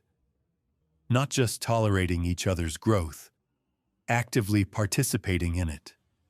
Staying curious about who the other person is becoming. Allowing themselves to be seen in the process of becoming someone better. That requires vulnerability. It requires the willingness to be imperfect in front of someone who matters to you. It requires treating the relationship not as something you found and must now protect unchanged, but as something you're building and will never fully finish. It's harder than compatibility. It's also the only version that actually works. Chapter 10. Culture's Voice. American culture has a genius fetish, and it's making everyone worse, not in obvious ways, not in ways that are easy to argue with at a dinner party. In the quiet, structural way that a background assumption shapes everything built on top of it, invisibly, consistently, and with consequences that accumulate over decades before anyone thinks to trace them back to the source. The background assumption is this: some people have it, most don't, and the ones who have it were born that way. Everything downstream of that assumption, how schools sort students, how companies hire, how media tells success stories, how parents talk to children about ability, carries the same embedded message: talent is the thing. And either you have it, or you're the audience for someone who does. Watch how American culture tells the story of exceptional people. The prodigy who could play concert piano at 4. The entrepreneur who dropped out of college and built a billion-dollar company by 26. The athlete who made the varsity team as a freshman, who was always the fastest, always the most naturally gifted in the room. These stories are not false exactly. Those things happened. But the narrative frame consistently emphasizes the early ability, the innate gift, the born for this quality, and systematically omits the thousands of hours of deliberate practice, the specific mentorship, the financial support, the repeated failure, the structural advantages that made the exceptional outcome possible. The story gets told as they had it from the beginning. The accurate story is almost always they worked at it far longer and harder than the narrative suggests, inside conditions that made the work possible. The edited version is more compelling. It's also teaching everyone who hears it a lesson about the relationship between talent and achievement that happens to be wrong. A researcher ran a study across 2 countries. Same difficult puzzles, same instructions. American students and Japanese students, working through problems designed to exceed their current ability. When American students struggled, most gave up relatively quickly. Many described themselves as not being good at this type of problem. The struggle was interpreted as information about them, about their aptitude, their fit for this kind of thinking. When Japanese students struggled, they persisted significantly longer. Their self-talk was different. Not "I'm not good at this, but I haven't found the right approach yet." Struggle was interpreted not as a verdict about ability, but as a normal stage in the process of solving something hard. Same puzzles, same objective difficulty. Completely different experience of what the difficulty meant. This isn't a story about Japanese students being more intelligent or more disciplined as individuals. It's a story about what their culture had taught them to conclude from struggle. The cultural message: effort is the mechanism. Difficulty is normal. Persistence is the variable. Produced a different internal response to the same external situation. Culture is not background noise. It is active instruction, delivered constantly, about what abilities are and where they come from. And most people have never examined the instruction they received. There is a Chinese proverb that doesn't translate particularly well, but lands clearly enough. The person who says they can and the person who says they cannot are both correct. The emphasis is not on can or cannot. It is on says, on the story you've accepted about yourself before you've tested it, on the conclusion you've reached before you've done the work. American culture tends to tell people what they can't do through the lens of talent. You don't have what it takes for that. Other cultures tend to locate the question differently. You haven't done what it takes for that yet. The first is about identity. The second is about behavior. And behavior, unlike identity, is something a person can actually change. The talent worship isn't uniform across American culture, and the exceptions are instructive. Immigration communities frequently maintain strong, effort-based frameworks, even inside a broader culture that emphasizes innate ability. First-generation students who succeed in demanding academic environments often describe a family culture where struggle was normalized, expected even, and where the response to difficulty was always work harder, find a different strategy, ask for help rather than maybe this isn't for you. This isn't a story about cultural superiority. It's a story about which beliefs a family or community maintains against the pressure of the surrounding culture. The surrounding culture is not neutral. It pushes. The families and communities that produce remarkable outcomes are often the ones that push back. The question is what you're pushing back with. What framework gets passed down? What story gets told when a child struggles? The genius narrative does specific damage to specific people, and it's worth naming who gets hurt most. Children who show early promise and are immediately sorted into gifted categories. They get the talent label young and the fixed mindset that comes with it. When difficulty arrives, as it always does, they have no framework for it. Children who don't show early promise and are sorted into remedial categories. They get the anti-talent label young. The message that this domain isn't for people like them. Many of them accept it. They stop trying in the areas where they were labeled insufficient. They carry those labels for decades. Both groups are failed by the same underlying assumption. The gifted child and the struggling child are both being told that what they are determines what they'll become. One is being told it's a good thing. The other is being told it's a limitation. But the premise is identical. Ability is fixed, and we've measured yours. Schools are where this mechanism is most visible and most consequential. 2 high schools, same district, similar demographics. The first tracked students into advanced, regular, and remedial classes based on test scores. Teachers in remedial classes had low expectations. They moved slowly. They taught simplified content. Many believed genuinely that they were being realistic, that these students couldn't handle more complex material. Their students confirmed the belief, not because the belief was accurate, because beliefs held by authority figures with structural power tend to become self-fulfilling. Students in remedial classes internalized the assessment. They stopped trying to exceed it. By high school, they were performing exactly as expected, which is to say exactly as limited. The second school eliminated tracking. Every student took challenging coursework. Teachers believed all students could engage with complex material at some level, with appropriate support. They scaffolded differently. They differentiated instruction. But the core expectation, you can handle this, was universal.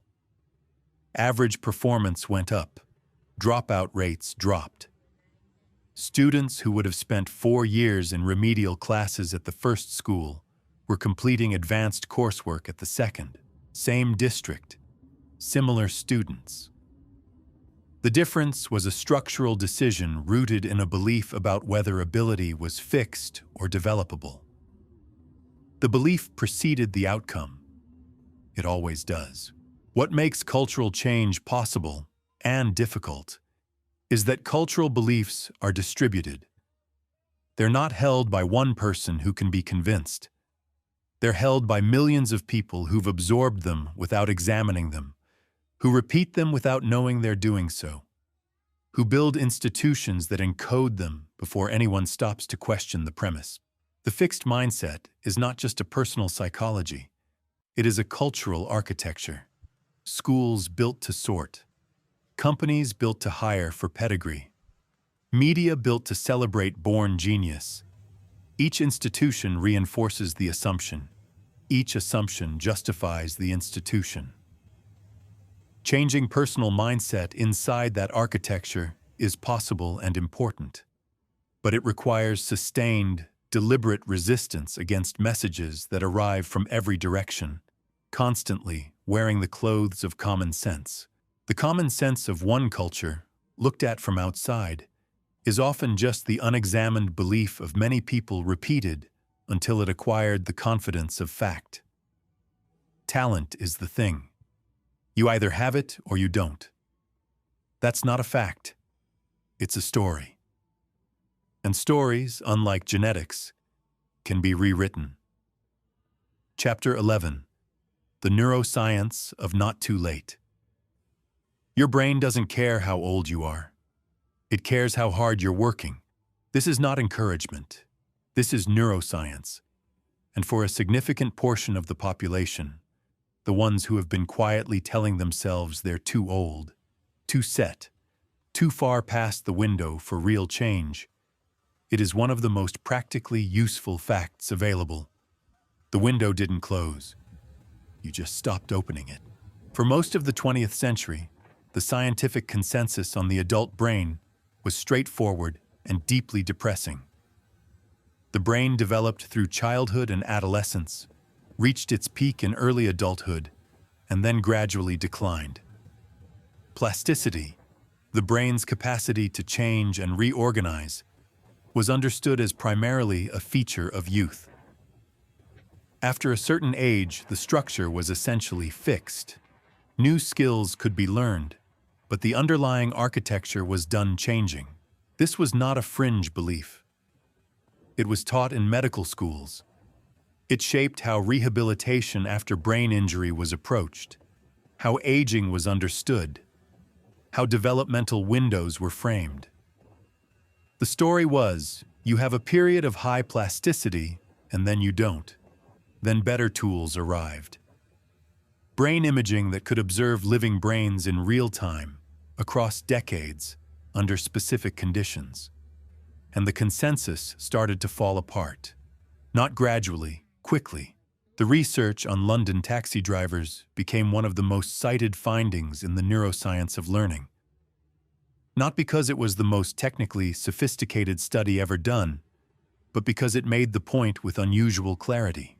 To earn a taxi license in London, drivers must pass an examination called the Knowledge, a test requiring the memorization of 25,000 streets and thousands of landmarks across one of the most complex urban layouts in the world.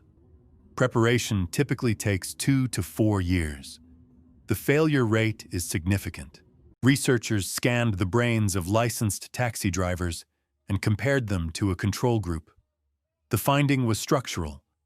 The hippocampus, the region most associated with spatial memory and navigation, was measurably larger in the taxi drivers than in the controls. Their brains had physically changed in response to sustained, demanding cognitive challenge. Many of these drivers had learned the knowledge in their 30s, 40s, and 50s, not in childhood, not during some critical developmental window. As adults, facing a difficult challenge, their brains had reorganized to meet it. The implication was uncomfortable for the consensus. Adult brains change in response to what you demand of them, not as dramatically as developing brains, not as effortlessly, but genuinely, measurably, structurally. The mechanism behind this is neuroplasticity, and understanding it specifically changes how difficulty feels. When you learn something new, particularly something genuinely hard at the edge of your current ability, your neurons form new synaptic connections. When you practice, those connections strengthen. The process is metabolically expensive. It requires effort and time and repetition. It often feels uncomfortable because that's what the biological process of rewiring feels like from the inside. The discomfort is not a signal that you're failing to learn. It's the signal that learning is occurring. The brain changes most at the edge of current competence, not in the comfortable range where existing skills are being exercised, and not in the completely overwhelming range where the challenge exceeds all existing capacity. The productive zone is specific, hard enough that effort is required, achievable enough that effort pays off. This is why growth mindset is not just a psychological framework, it is a neurological prescription. Stay in difficult territory. Don't retreat to what's already mastered. The brain does not upgrade from comfort. Stroke rehabilitation transformed once researchers understood this properly. The old model, damaged brain regions were gone, and patients needed to adapt by working around the damage. Compensation was the goal. Recovery of lost function was largely considered unrealistic in adults. The new model, built on neuroplasticity research, other regions of the brain can be recruited to take over functions previously handled by damaged areas. With intensive targeted therapy, patients who had lost significant motor function, language ability, or cognitive capacity could recover, not by restoring the damaged tissue, but by recruiting healthy tissue to build new pathways. People who had lost the ability to form sentences were relearning language in their 50s and 60s. People who had lost motor control of entire limbs were regaining function through sustained, deliberate practice. The brain was not too old. It had not exhausted its capacity for change. It was responding to what was being asked of it. If that is true after stroke, after significant physical damage to brain tissue. The implications for healthy adults who've simply stopped challenging themselves are considerable. Marcus was 52 years old when he decided to learn to code. He'd spent 30 years as an accountant. Competent, reliable, professionally static. He had thoroughly convinced himself that technology was for younger minds, that his brain simply didn't work that way, that the window for learning systems thinking had closed sometime around 1995, and he'd missed it. He signed up for a coding boot camp anyway. The average participant was 24. The first week was genuinely brutal. Concepts that seemed to take younger students an hour to grasp took him an evening. He felt slow in a way that was specific and uncomfortable, not the general slowness of fatigue, but the particular slowness of a brain being asked to form pathways it had never formed before. His fixed mindset was vocal and precise. "You're too old for this. Your brain can't do this. Leave now before it gets worse." He had prepared for this voice. He had written himself a letter to read when it arrived. The letter said, "This feeling is neurological, not diagnostic. The struggle means the brain is working. Slower does not mean incapable. Stay." He stayed. He asked questions. He formed a study group. He celebrated small comprehensions the way a beginner celebrates small wins. Because he was a beginner, and there is nothing wrong with that. 3 months later, he graduated. Not at the top of his cohort. He didn't care. He had demonstrated to himself, in the only way that actually works, that the story about his brain being too old was a story, not a fact. A story he'd been telling for 30 years without ever testing it. What he said afterward stayed with me. "I spent 3 decades believing I was finished becoming someone new. I had no idea that was a choice I'd made." The research on aging and cognitive development keeps arriving at the same conclusion in different forms. Cognitive decline associated with aging is real, but it is significantly accelerated by disuse. The brain that is consistently challenged, that is regularly placed in situations requiring new learning, new problem-solving, new skill development, ages differently than the brain that is not. Use it, and it changes. Protect it from difficulty, and it atrophies. This is not unlimited. There are genuine changes in processing speed and certain types of memory that come with age and cannot be entirely reversed. The 60-year-old learning piano will likely not acquire the same facility as the 6-year-old learning piano. But the 60-year-old can learn piano, can develop real skill, can experience genuine improvement across time. The ceiling is lower, perhaps. It is not gone. What the neuroscience of neuroplasticity ultimately argues against is not aging. It's the decision to stop. The decision gets made quietly, usually without being recognized as a decision. It feels like realism. I'm past the age for this. It feels like self-knowledge. This isn't how my brain works. It presents as wisdom and functions as surrender. The brain you have at 50 is different from the brain you had at 25. It is not finished. It is not closed. It is waiting, with the same fundamental capacity for change it has always had, for something hard enough to demand something from it. You don't have to believe this before you test it. You just have to test it. The brain will demonstrate its own plasticity. It's been doing it your entire life. It will keep doing it as long as you keep asking. Chapter 12. Building the Life That Changes You. Most people read books like this one, nod thoughtfully, and change absolutely nothing. Not because they're lazy, not because they don't mean it, because understanding something and living differently because of it are two completely separate operations. And almost all the effort in self-development goes into the first one, while the second one is what actually matters. You can understand growth mindset completely. The research, the neuroscience, the examples, the mechanism, and still operate from a fixed mindset in every situation that counts.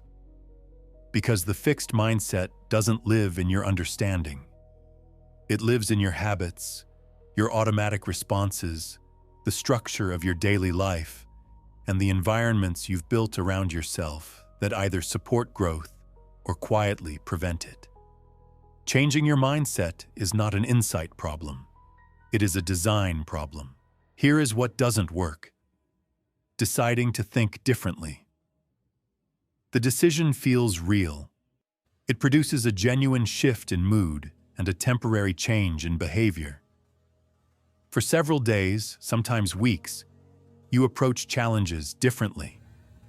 You're more patient with difficulty. You're less defensive about feedback. You take a risk you'd normally avoid, then something happens. A significant failure, a high-stakes situation, a moment of genuine stress, and the old responses return, fast and automatic. Because old responses were built through years of repetition and the new ones have been in place for 11 days. This is not a failure of character. It is a failure of design. You tried to change the output without changing the system that produces it. The system is what needs changing. The first structural move is creating consistent contact with difficulty. Not occasional difficulty. Not difficulty when you feel ready for it. Scheduled, reliable, recurring difficulty built into the ordinary structure of your week. Because the brain changes through sustained challenge, not through periodic inspiration. This means identifying something you're genuinely bad at and practicing it regularly. Not something adjacent to your competence. Something outside it. Something where you're a beginner and will remain a beginner for long enough that the discomfort becomes familiar rather than paralyzing. The specific domain matters less than the consistency and the genuine difficulty. Language learning. A physical skill you've avoided. A creative practice you abandoned after the first clumsy attempts. The content is secondary. The experience of being bad at something, staying with it, and slowly becoming less bad.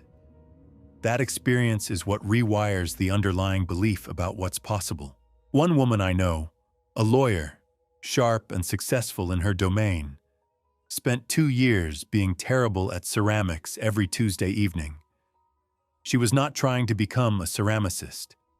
She was trying to build a relationship with her own incompetence that was less adversarial. The ceramics was almost beside the point.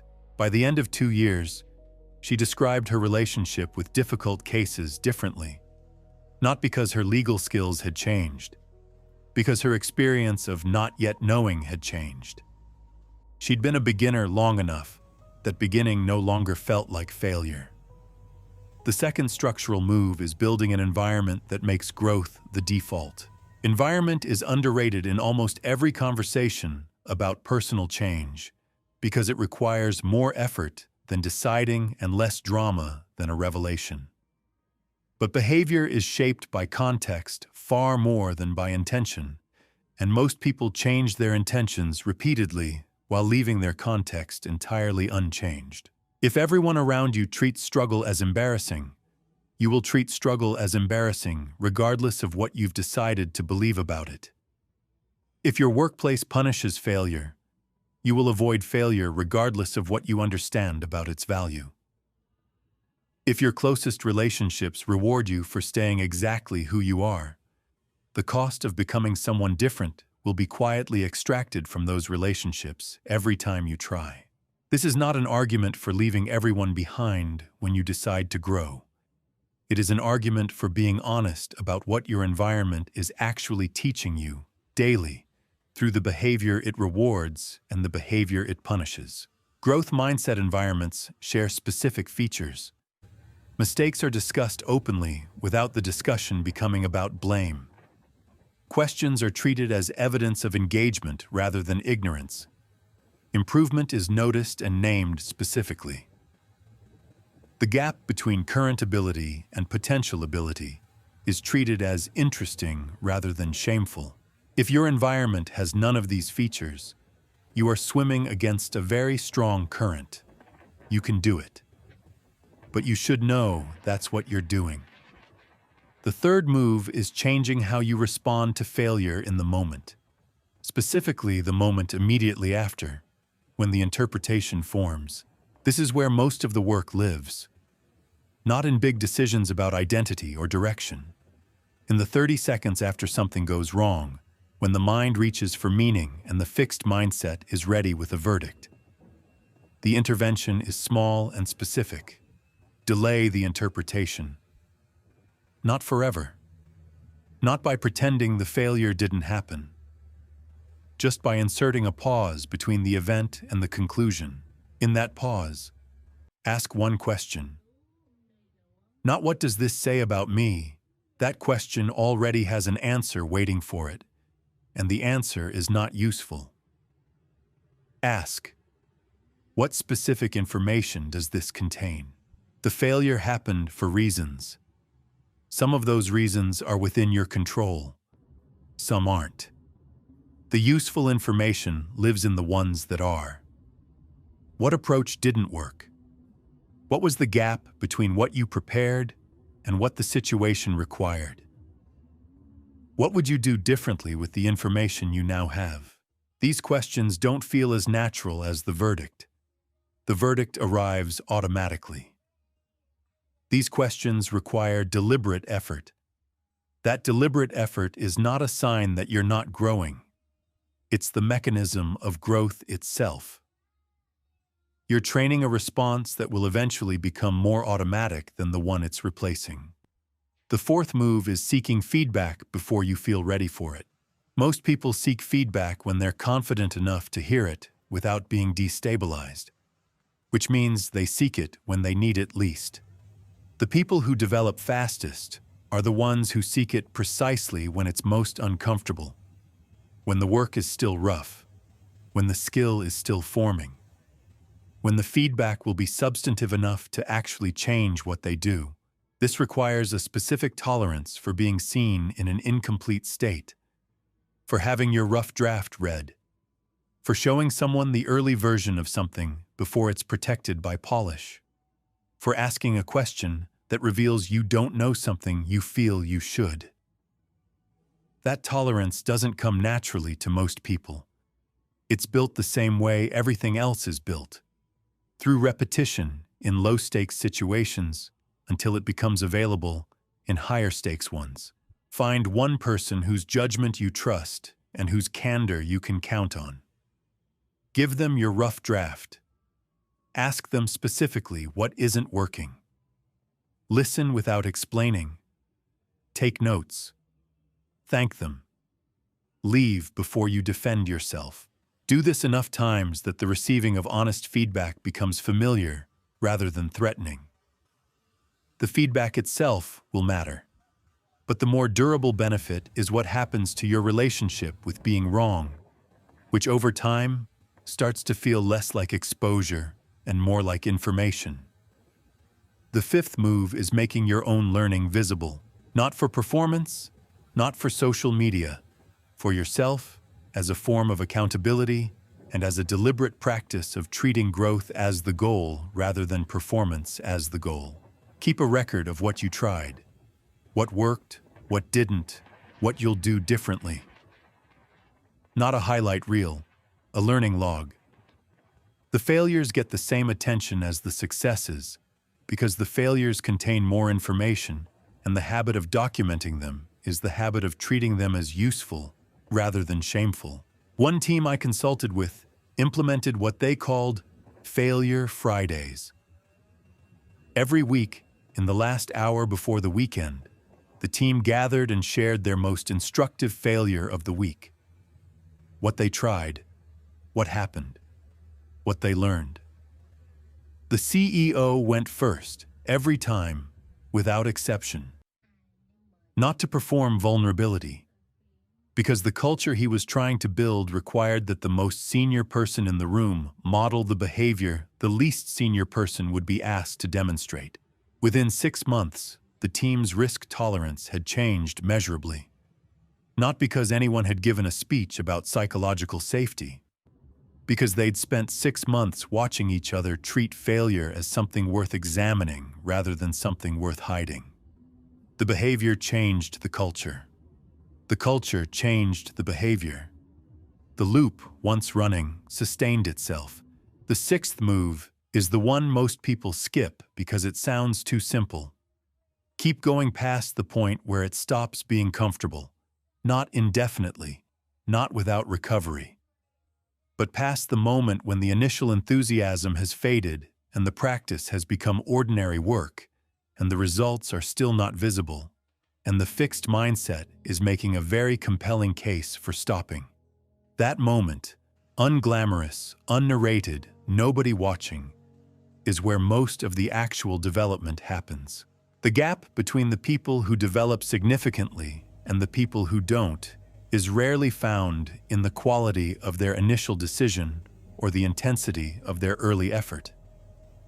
It's found in what they do with the 87th practice session, when it's not new anymore, when they're not making dramatic progress, when the results are incremental and invisible, and the work feels less like transformation and more like maintenance.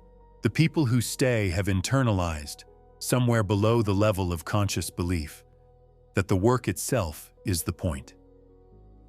Not the outcome, not the recognition, not the moment when they can stop being a beginner. The daily practice of choosing difficulty over comfort, learning over performance, honest effort over impressive results. That internalization doesn't happen from reading about it. It happens from doing it long enough that it becomes part of how you understand yourself. You don't need to become a different person. You need to do different things consistently until the different things become part of who you are. That's all transformation ever actually is. Here is what's true, and what no amount of reframing changes.